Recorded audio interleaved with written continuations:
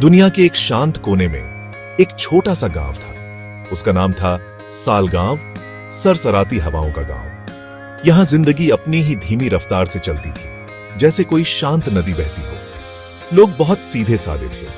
वो अपने खेतों में खूब मेहनत करते थे, छोटी छोटी बातों में खुशियां ढूंढा लेते थे। बड़े शहरों का शोर इस पीसफुल जगह तक नहीं पहुंचता था। सनराइजेस आसमान में सॉफ्ट कलर्स भर देते थे, सनसेट्स एक शांत स्टिलनेस लाते थे। बच्चे हरे भरे खेतों में आजादी से खेलते थे, उनकी हंसी क्लीन एयर में गूंजती थी। इसी गांव में एक बूढ़े आदमी रहते थे जिनका नाम था एलिस। वो वॉचमेकर थे। उनके बाल रुई जैसे सफेद थे, उनकी आंखें काइंड और डीप थीं, जैसे पुराने कुएं हों। उन्होंने कई मौसम गुजरते देखे थे। एलिस एक क्वाइट आदमी थे। वो कम बोलते थे, पर उनकी प्रेजेंस हर किसी को महसूस होती थी। वो सिर्फ टूटी क्लॉक्स को ठीक करने वाले नहीं थे, ऐसा लगता था जैसे वो टाइम के फ्लो को भी समझते हो। उनकी छोटी सी शॉप सालगांव की एक लैंडमार्क थी, एक क्वाइट वंडर की जगह। एलिस की शॉप एक पतली घुमावदार गली में छुपी हुई थी। पुराने कॉबलस्टोन से उनकी दुकान का रास्ता बना था। बाहर से ही कई क्लॉक्स की सॉफ्ट टिकिंग सुनाई देती थी। ये टाइम का एक कोरस था, जेंटल और कांस्टेंट। अंदर हवा में पुरानी लकड़ी, पॉलिश्ड ब्रास और एक हल्की मीठी ऑयल की खुशबू आती थी। सनलाइट एक छोटी डस्टी विंडो से अंदर आती थी। इससे उनके वर्क बेंच पर रखे छोटे टूल्स चमक उठते थे। शॉप हर तरह की क्लॉक से भरी थी। ग्रैंडफादर क्लॉक्स कोनों में शान से खड़ी थी, छोटी मैंटल क्लॉक्स शेल्फ पर करीने से रखी थी। गांव वाले एलिस का बहुत रिस्पेक्ट करते थे। वो उन्हें एक वाइज आदमी मानते थे। कुछ का मानना था कि उनके पास टाइम के पुराने सीक्रेट्स हैं। जब उनकी क्लॉक्स रुक जाती तो वो एलिस के पास लाते थे। उन्हें पता था कि वो उनके प्रीशियस टाइम पीसेस का ध्यान से ख्याल रखेंगे। कभी कभी लोग बस उनकी शॉप में बैठने आ जाते थे। उन्हें रिदमिक टिकिंग में पीस मिलता था। एलिस प्यार से सिर हिलाते थे। वो उनकी अनस्पोकन वरीज समझ जाते थे। वो बिना ज्यादा वर्ड्स के कंफर्ट देते थे। उनकी शॉप ट्रैंक्विलिटी का एक बसेरा थी। एलिस की शॉप में एक क्लॉक बहुत स्पेशल थी। वो एक दूर कोने में खड़ी थी, ऊंची और इम्पोजिंग। वो डार्क पॉलिश्ड लकड़ी से बनी थी। उसका फेस बड़ा और क्लियर था, पर उसकी हैंड्स अजीब तरह से चलती थीं। वो बैकवर्ड्स चलती थीं, काउंटर क्लॉकवाइज। ये क्लॉक करंट टाइम नहीं बताती थी। ऐसा लगता था जैसे वो टाइम को रिवर्स में गिन रही हो। उसे देखना एक मार्वल था। जो गांव वाले उसे देखते अक्सर पजल्ड हो जाते। ये एलिस का सबसे बड़ा मिस्ट्री था। ऑर्डिनरी अंडरस्टैंडिंग से परे चीजों का एक साइलेंट टेस्टमेंट। चिल्ड्रन इस बैकवर्ड रनिंग क्लॉक से स्पेशली फैसिनेटेड थे। वो अक्सर दबे पांव एलिस की विंडो तक जाते। वो अंदर झांकते, उनकी आंखें क्यूरियोसिटी और थोड़े डर से बड़ी हो जाती। वो मैजिकल क्लॉक के बारे में कहानियां फुसफुसाते। कुछ कहते थे कि वो सालों को पीछे कर सकती है। एलिस ने कभी क्लॉक को एक्सप्लेन नहीं किया। वो बस एक जेंटल नोविंग स्माइल देते। क्लॉक ने अपना सीक्रेट बनाए रखा। वो अपना बैकवर्ड डांस करती रही। टाइम की शॉप में एक साइलेंट गार्डियन। एलिस के पास एक रेयर और वंडरफुल गिफ्ट था। वो सिर्फ एक क्लॉक के गियर्स और स्प्रिंग्स रिपेयर करने से कहीं ज्यादा कर सकते थे। उन्हें टाइम पर ही एक सब्टल मास्टरी थी।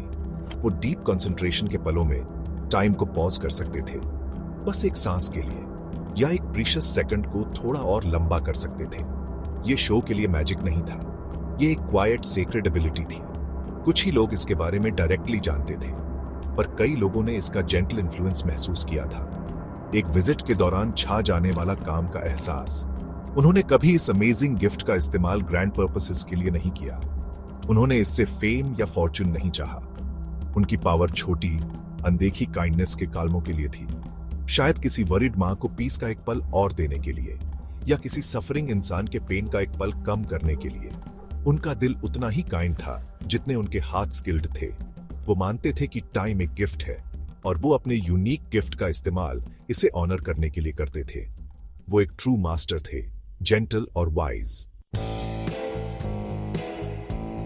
उसी सालगांव में एक छोटी लड़की रहती थी जिसका नाम लिन था। उसकी आंखें ब्राइट क्यूरियस थीं। यूजुअली वो शरारत और जॉय से चमकती रहती थी, पर लेटली उन पर एक शैडो छा गया था। एक डीप सैडनेस ने उसकी प्लेफुल स्पिरिट को धुंधला कर दिया था। उसकी मां का रिसेंटली देहांत हो गया था।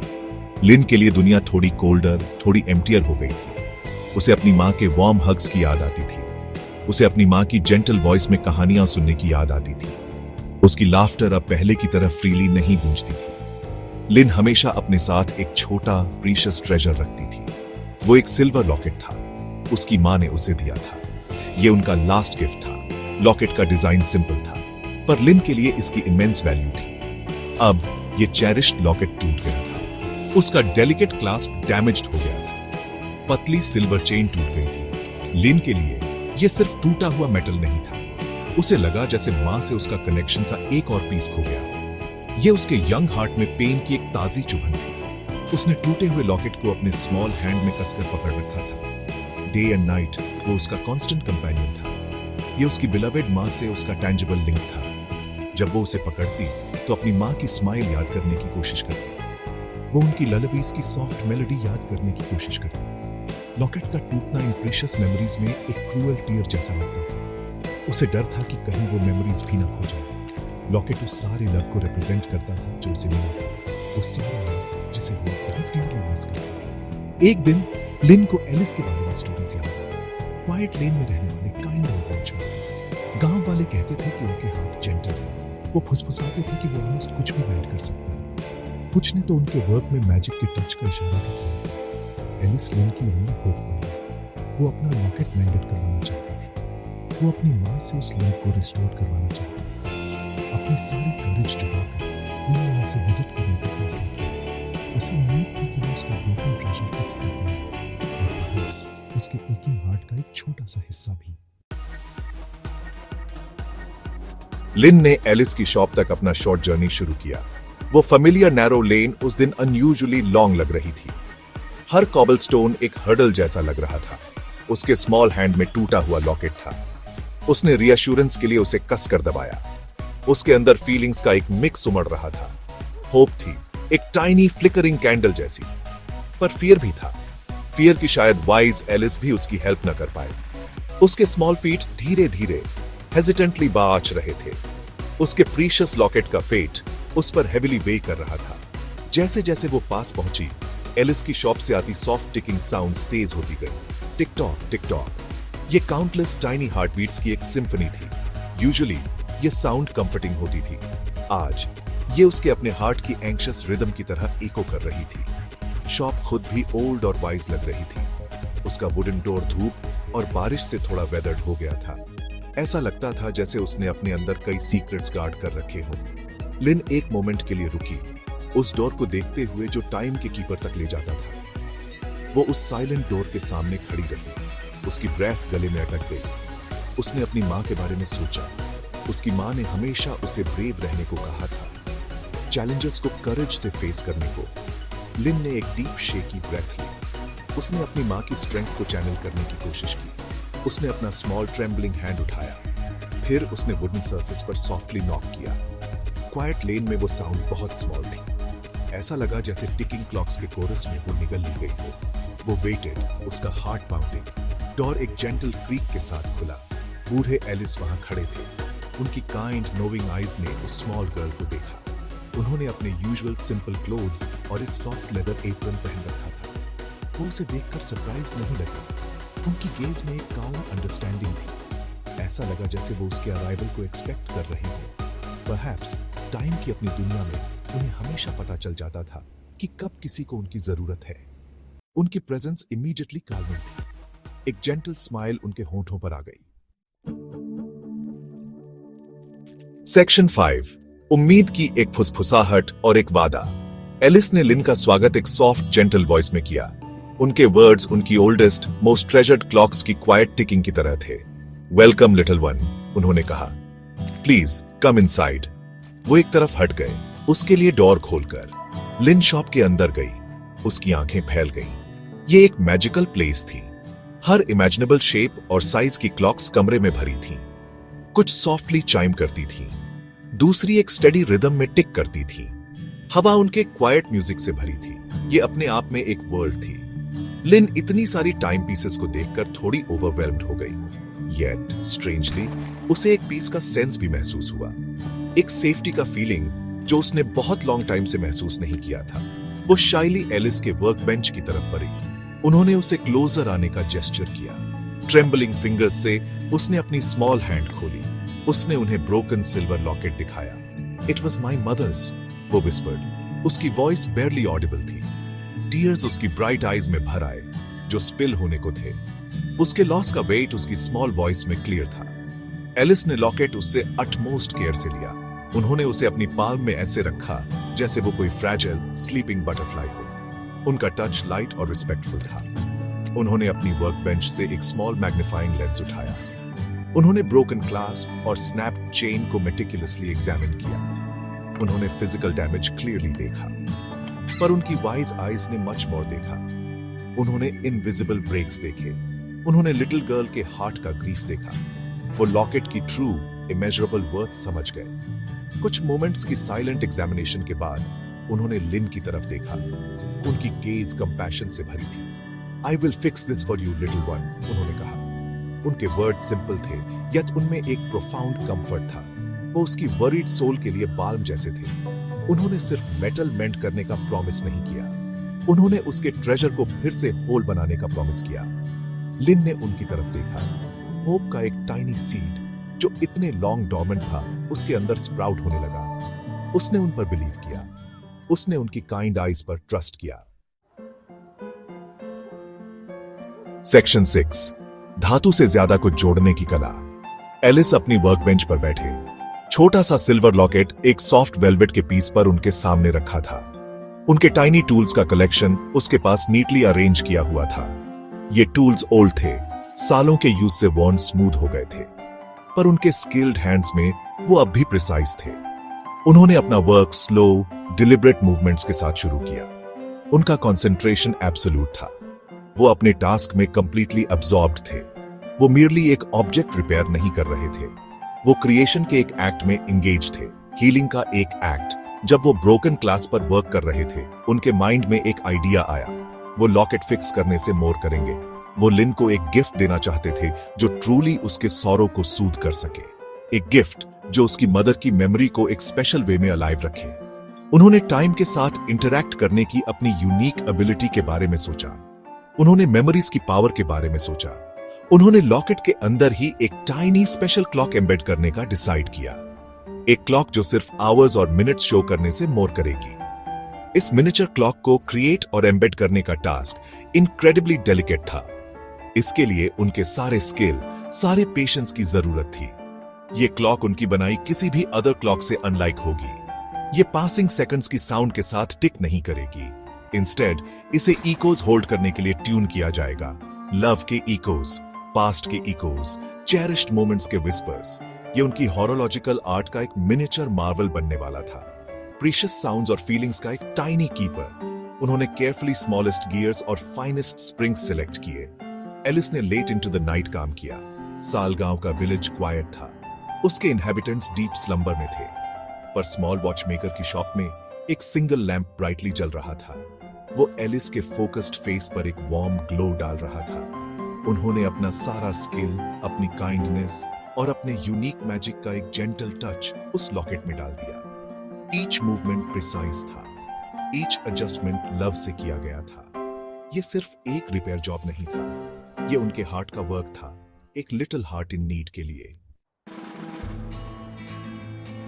सेक्शन 7, लॉकेट का नया गीत, बीते कल की गूंज। अगली मॉर्निंग लिन एलिस की शॉप पर लौटी। उसका स्मॉल हार्ट नर्वसनेस और एंटिसिपेशन के मिक्स से फ्लटर कर रहा था। वो सोच रही थी कि क्या उसका लॉकेट ट्रूली मेंडेड है। एलिस ने उसे पहले की तरह ही काल्म, काइंड स्माइल के साथ ग्रीट किया। उन्होंने लॉकेट आगे बढ़ाया। वो रेड वेलवेट के एक स्मॉल कुशन पर रखा था। वो ब्राइटली शोन कर रहा था। ब्रोकन क्लास्प परफेक्टली रिपेयर्ड था। चेन एक बार फिर होल थी। वो ब्यूटीफुल लग रहा था, जैसे कभी ब्रोकन ही न हो। लिन ने सॉफ्टली गास्प किया। उसने हाथ बढ़ाकर लॉकेट केयरफुली लिया। वो उसके हैंड में सरप्राइजिंगली वार्म महसूस हुआ।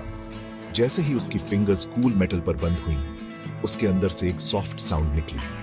ये क्लॉक की फेमिलियर टिक टॉक नहीं थी, ये कुछ और ही था। एक जेंटल विस्पर, एक फेंट स्वीट मेलोडी। लिन की आंखें प्योर एस्टोनिशमेंट से फैल गई। उसने लॉकेट को अपने ईयर के क्लोजर किया, ब्रेथ रोककर। ये क्या मैजिक था? उसने एलिस की तरफ देखा, पजल्ड और अमेज्ड। फिर उसने सुना, अनमिस्टेकेबल, ये उसकी मदर की लाफ्टर थी, सॉफ्ट, वार्म और लव से फुल, ठीक वैसे ही जैसे उसकी मदर हंसती थी जब वो स्टोरी साथ पढ़ते थे या गार्डन में खेलते थे। वार्मथ की एक वेव लिन पर छा गई। फिर लाफ्टर के बाद उसने एक जेंटल ललाबाई सुनी, वही ललाबाई जो उसकी मदर हर नाइट सोने से पहले उसे सुनाती थी। टीयर्स लिन के फेस से बहने लगे, पर ये सैडनेस के टीयर्स नहीं थे, ये प्रोफाउंड जॉय और ग्रेटिट्यूड के टीयर्स थे। एलिस लिन को देख रहे थे, उनकी ओल्ड आईज जेंटल थी, एक क्वाइट सेटिस्फैक्शन उनके हार्ट में भर गया। उन्होंने सिर्फ एक पीस ऑफ ज्वेलरी फिक्स करने से ज्यादा किया था। उन्होंने एक ब्रिज मेंट किया था, उसके प्रीशियस पास्ट तक का एक ब्रिज। उन्होंने उसे वो मोमेंट्स लौटा दिए थे जिन्हें वो फॉरएवर लॉस्ट समझती थी। लॉकेट के अंदर हिडन टाइनी क्लॉक लव से पल्स कर रही थी। वो एक मदर के एंड्यूरिंग अफेक्शन के इको से पल्स कर रही थी। लिन ने लॉकेट को अपने चेस्ट से हग किया। उसकी मदर इतनी क्लोज महसूस हो रही थी। उसके हार्ट का एम्प्टीनेस वार्मथ से भरने लगा। सेक्शन 8 टाइम्स अप्रेंटिस हैरानी का एक बीज खिलता है। मेंडेड लॉकेट लिन का मोस्ट ट्रेजर्ड पोजेशन बन गया। वो कभी टार साइड नहीं छोड़ता था, वो उसके नेक के अराउंड लटका रहता, कंफर्ट और स्ट्रेंथ का एक कांस्टेंट सोर्स। उसकी मदर की लाफ्टर और ललाबाइज के सॉफ्ट विस्पर्स उसकी सीक्रेट जॉय थे। वो उसे लोनली मोमेंट्स में गाइड करते। जब वो सैड महसूस करती तो उसे कंफर्ट करते। वो उसे अपनी मदर की तरह ब्रेव और काइंड बनने के लिए इंस्पायर करते। लॉकेट को अपने हार्ट के क्लोज रखकर लिन को महसूस होता कि उसकी मदर हमेशा उसके साथ है, उसे वॉच ओवर कर रही है। लॉकेट के मैजिक के प्रति उसका फैसिनेशन उसे फ्रीक्वेंटली एलिस की शॉप पर खींच लाता था। वो अब सिर्फ एक विजिटर नहीं थी, वो उनकी वर्ल्ड से कैप्टिवेटेड थी। वेयरिंग गियर्स और डेलिकेट स्प्रिंग्स का इंट्रिकेट डांस उसे अमेज करता था। ओल्ड वॉचमेकर के पेशेंट स्किल्ड हैंड्स जो टाइम को लाइफ में लाते थे, उनमें एक स्पेशल मैजिक था। उसने एलिस से काउंटलेस क्वेश्चंस पूछने शुरू कर दिए, क्लॉक्स के बारे में, टाइम के बारे में, उनके क्राफ्ट के बारे में। एलिस उसकी आईज में स्पार्क देखकर हर क्वेश्चन का पेशेंटली आंसर देते। उन्होंने अपना नॉलेज फ्रीली शेयर किया। स्लोली लिन ओल्ड मास्टर से लर्न करने लगी। एलिस ने उसे कॉग्स और व्हील्स के मैकेनिक्स से ज्यादा सिखाया। उन्होंने उसे टाइम की सोल के बारे में सिखाया। उन्होंने उसे अपने वर्क में पेशेंस का इंपॉर्टेंस दिखाया। उन्होंने हर डिटेल में प्रिसीजन की नीड पर एम्फसाइज किया। उन्होंने उसे अंडरस्टैंड करने में हेल्प की कि हर टाइम पीस, ओल्ड या न्यू, अपने अंदर स्टोरीज रखती है। पीपल की स्टोरीज, मोमेंट्स की स्टोरीज, लाइफ्स की स्टोरीज। लिन एक क्विक लर्नर थी। उसके पास एक नेचुरल टैलेंट, एक कीन आई और एक जेंटल टच था। सालगांव के विलेजर्स ने यंग लिन में एक रिमार्केबल चेंज नोटिस किया।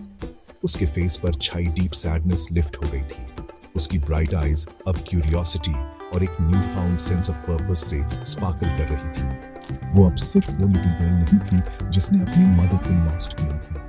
वो एलिस की अप्रेंटिस बन रही थी, वॉचमेकर की शैडो। उसके सामने एक न्यू पाथ खुल गया था, टाइम के वंडर और क्रिएशन के जॉय से भरा एक पाथ। उसका फ्यूचर प्रॉमिस के साथ टिक करने लगा।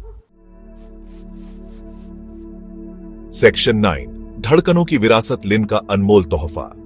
कई ईयर्स गुजर गए। सालगांव में सीजन्स बदलते रहे, हर एक अपने चेंजेस लाता रहा। एलिस, काइंड ओल्ड वॉचमेकर, और बूढ़े हो गए। उनके हैंड्स जो कभी इतने स्टेडी थे, अब स्लाइटली ट्रेम्बल करने लगे थे। उनकी आईसाइट थोड़ी फेड हो गई थी, पर उनका हार्ट वार्मथ और विजडम से फुल रहा। उनकी ट्रू लेगेसी सिक्योर थी। लिन, उनकी डेडिकेटेड अप्रेंटिस, खुद एक स्किल्ड वॉचमेकर बन चुकी थी। उसकी फेम सालगांव से बियॉन्ड फैल गई। डिस्टेंट टाउन्स और सिटीज से लोग उसकी यूनिक क्रिएशंस लेने आते थे। लिन सिर्फ पासिंग आवर्स और मिनट्स मेजर करने वाली क्लॉक्स नहीं बनाती थी। उसने एलिस की ट्रेडिशन को कंटिन्यू किया, टाइम पीसेस में समथिंग मोर इन्फ्यूज करने की। उसने ऐसी क्लॉक्स क्राफ्ट की जो फीलिंग्स होल्ड करती थी, जो ह्यूमन इमोशंस के साथ रेजोनेट करती थी। उसने एक मेंटल क्लॉक बनाई जिसकी चाइम्स एक लवर के रिमेंबर्ड प्रॉमिस की तरह इको करती थी। उसने एक रिस्ट वॉच डिजाइन की जिसका जेंटल पल्स एक चाइल्ड की फर्स्ट जॉयफुल लाफ को मिरर करता था। उसकी वर्कशॉप से निकली ईच क्रिएशन इमोशन का एक वेसल थी, मेमोरीज का एक कीपर, कंफर्ट का एक सोर्स। उसकी वर्कशॉप काफी कुछ एलिस की शॉप जैसी ही थी। वो काउंटलेस अनटोल्ड स्टोरीज की जेंटल रिदमिक टिकिंग से भरी थी। हवा में पॉलिश्ड वुड, फाइन ऑयल्स और उसके क्राफ्ट की फेंट मेटालिक सेंट थी। लोग उसके पास मियरली दिन का टाइम जानने नहीं आते थे, वो एक कनेक्शन सीख करने आते थे, अपने डीपेस्ट इमोशन से, अपनी चेरिश्ड मेमोरीज से एक कनेक्शन। वो उसकी क्रिएशंस में कंफर्ट फाइंड करने आते थे, लव को रिमेंबर करने, जॉय को सेलिब्रेट करने, लाइफ के सिग्निफिकेंट मोमेंट्स को मार्क करने। लिन अक्सर अपने वर्क में पॉज लेती थी।